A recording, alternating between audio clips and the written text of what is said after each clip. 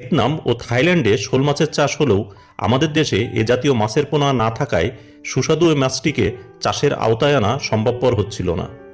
একসময় দেশের প্রাকৃতিক জলাশয়ে এ মাছ পাওয়া গেলেও পরিবেশের বিপর্যয়, জলাশয় ভরাট সহ মানুষের বিরূপ আচরণে এ মাছ যখন বিলুপ্তের পথে, তখন কিছু খামারি ভাইয়েরা ভিয়েতনাম হতে 2011 সালের দিকে এ মাছের পোনা এনে চাষাবাদ শুরু করেন।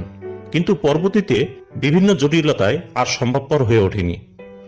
তবে প্রায় এক দশক চেষ্টার পরে এ মাছ কৃত্রিম প্রজননের মাধ্যমে পোনা উৎপাদনে সফলতা অর্জন করে বাংলাদেশের মৎস্য গবেষণা ইনস্টিটিউট ময়মনসিংহের বিজ্ঞানীরা। দেশে তারাই প্রথমবারের মতো স্বাদু পানিতে চাষ উপযোগী পোনা উৎপাদন করেন এবং এ মাছকে বিলুপ্তির হাত থেকে রক্ষা করেন। আমরা জানি শোল মাছ একটি রাক্ষসী প্রজাতির মাছ। এ মাছ চাষ সহজ হলেও তাকে উপযুক্ত পরিবেশ দিতে হবে। যে পুকুরে শোল মাছ চাষ করতে চাচ্ছেন সেটা পুরাতন এবং জলজ উদ্ভিদ সম্পন্ন ভালো হয়। অনেকেই শোল মাছ চাষে পুকুরে কচুরিপানা দিয়ে থাকেন, তবে কচুরিপানা হতে হেলেঞ্চা, কলমিলতা জাতীয় জলজ উদ্ভিদ দিলে বেশি ভালো হয়, কেননা এ মাছ আড়ালে লুকিয়ে থাকতে পছন্দ করে। যদিও কচুরিপানা পুকুরের অতিরিক্ত গ্যাস শোষণ করে থাকে, আর পুকুরের চারপাশে কমপক্ষে 5 ফিট উচ্চতায় জাল দিয়ে বেড়া দিতে হবে, তা না হলে বর্ষায় এ মাছ লাফিয়ে চলে যাবে।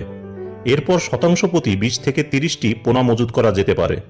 আমরা জানি শোল একটি রাক্ষসে ও মাংসাশী শ্রেণীর মাছ। এরা সাধারণত জুপ্লান্টং, পোকামাকড়, ছোট ব্যাঙ, মশার শুক কীট ছাড়াও জলজ কীট পতঙ্গ খেয়ে থাকে।